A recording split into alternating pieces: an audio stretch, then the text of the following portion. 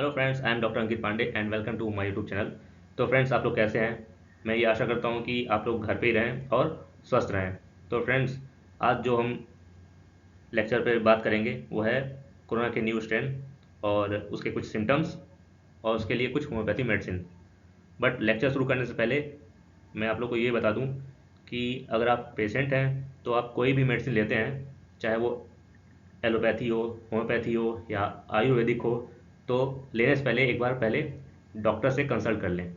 कोई भी दवा खुद से ना लें। तो फ्रेंड्स, आइए शुरू करते हैं हम अपना topic. Some corona symptoms and its medicine. तो फ्रेंड्स, अगर आपके पास कोई पेशेंट आता है सोर थ्रोट का, कि उसमें कोई और सिम्टम्स नहीं है, केवल थ्रोट पेन है, तो उसे उसे हम हेपर सल्फ देंगे। कोई और सिम्टम्स है ना, ही फीवर ना ही कुछ और अगला जो पेशेंट आता है अगर आपके पास फीवर के साथ और उसमें हेल्थ एंजाइटी बहुत ज़्यादा हो, जो कि इस टाइम बहुत डरा हुआ हो कोरोना से, और थर्स्ट उसकी लो हो और साथ में वीकनेस मिले, तो आप आर्सेनिक एल्बम दे सकते हैं, जो कि इस टाइम बहुत चल रही है। और अगर कोई पेशेंट में फीवर हो और थर्स्टी बहुत ज़्यादा हो, मतलब प्यास बहुत ज़्यादा लगती हो, और बैकेक हो, बैक पेन हो, और ड्राइनेस बहुत ज़्यादा हो, माउथ में, गले में, कहीं भी ड्राइनेस बहुत ज़्यादा हो, तो उसे ब्रायोनिया दे सकते हैं, जो कि पिछले साल बहुत ज़्यादा दी गई थी।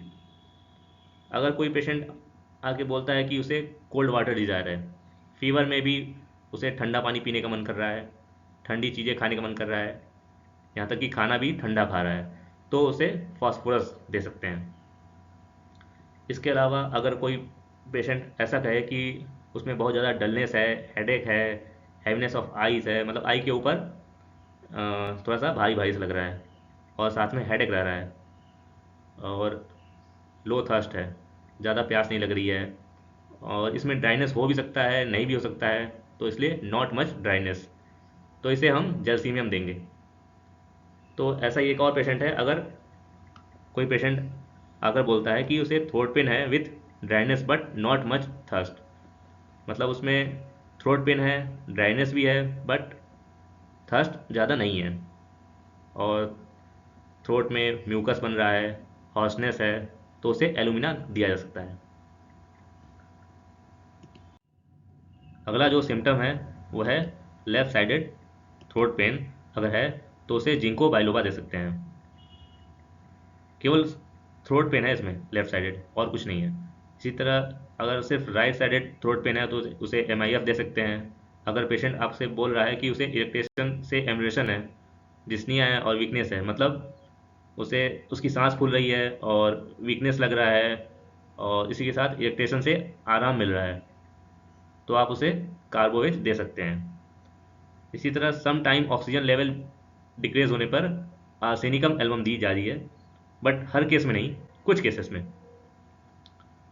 और अगर पेशेंट आपसे बोलता है कि वीकनेस आफ्टर फीवर, मतलब फीवर ठीक हो गया है बट वीकनेस नहीं जा रही है, तो वहाँ आप एविना दे सकते हैं। बट इससे अच्छा ये रहेगा कि आप उसे कॉन्स्टिट्यूशनल मेडिसिन दें, उसका केस लें और उसे मेडिसिन दें जो वो मेडिसिन आ रही है।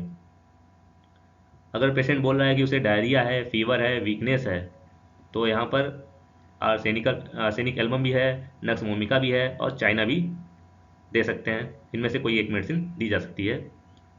अगर पेशेंट बोल रहा है कि उसका पल्स लेवल गिर रहा है और फीवर भी है, फीवर के साथ पल्स रेट गिर रहा है, तो वहाँ डिजिटलिस दी जा सकती है। नेक्स्ट जो सिम्टम्स है वो है डिलीरियम एंड फीवर विथ, मतलब फीवर के साथ अगर डिलीरियम देखने को मिल रहा है पेशेंट में, तो उसे स्ट्रामोनियम दे सकते हैं। अगर पेशेंट में ड्राई कफ मिल रहा है और साथ में निमोनिया के लक्षण मिल रहे हैं, डिलीरियम है, तो उसे हाइपोथैलेमस दे सकते हैं। अगर पेशेंट में डिस्निया के साथ वीकनेस है और टॉकिंग से एग्रेवेशन है, पेशेंट बोल रहा है कि मेरे बोलते बोलते सांस फूल जा रही है और बोलने का मन नहीं कर रहा है, म्यूकस बहुत ज़्यादा बन रहा है, इजी स्पेक्टोरेशन है, तो उसे स्टेनामेट दे सकते हैं। आर्सेनिकम एल्बम की तरह स्टेनामेट भी बहुत ज़्यादा यूज़ की जा रही है डिस्निया के केस में, सांस फूलने के केस में। इसी तरह अगला सिम्टम्स है इजी स्पेक्टोरेशन है, not much dyspnoea and weakness, मतलब यह है कि इसके जो स्पेक्टोरेशन है वो इजी है, बट उसकी सांस ज़्यादा नहीं फूल रही है, बहुत कम वीकनेस है, बहुत ज़्यादा भी नहीं, तो उसे आर्जेंटम मेट दे सकते हैं। अगर पेशेंट बोल रहा है कि उसे डायरिया है, चेस्ट पेन है और म्यूकस इन चेस्ट है, तो उसे नाइट्रम सल्फ दे सकते हैं। इसी तरह अगर पेनफुल स्टूल है, क्रैम्स मिल रहा है, पेट में ऐंठन मिल रही है और डायरिया है, तो उसमें नक्स वोमिका दे सकते हैं। ठीक है।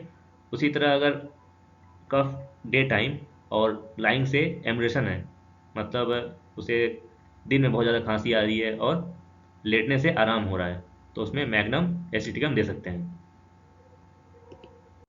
तो नेक्स्ट जो सिम्टम्स हैं वो हैं नोज़िया, वॉमिटिंग, एसिडिटी और डिस्नियाबिद। मतलब पेशेंट के अंदर सांस फूलने के साथ साथ अगर नोज़िया, वॉमिटिंग और एसिडिटी के सिम्टम्स हैं तो उसे लोबेलिया इन्फ्लाटा दे सकते हैं। ये भी ऑक्सीजन लेवल को कुछ हद तक बढ़ाती है, बट सब में नहीं। तो इसलिए एक वार्निंग है कि कोई भी होम्योपैथी मेडिसिन लेने से पहले आप अपने होम्योपैथिक डॉक्टर से ज़रूर मिलें। तो फ्रेंड्स, ये था हमारा टॉपिक जो कि कोविड के ऊपर था, और कोविड में कौन कौन सी होम्योपैथिक मेडिसिन यूज़ की जा रही हैं उन्हें मैंने आपको बताया। इसके अलावा भी कुछ मेडिसिन हैं जो कि यूज़ किए जा रहे हैं, उसे मैं आगे लेक्चर्स में बताता रहूँगा। तो ये वीडियो आपको कैसा लगा, ये मुझे आप नीचे कमेंट बॉक्स में बताएं, और मेरे चैनल को सब्सक्राइब करें, इस वीडियो को लाइक करें। Thank you.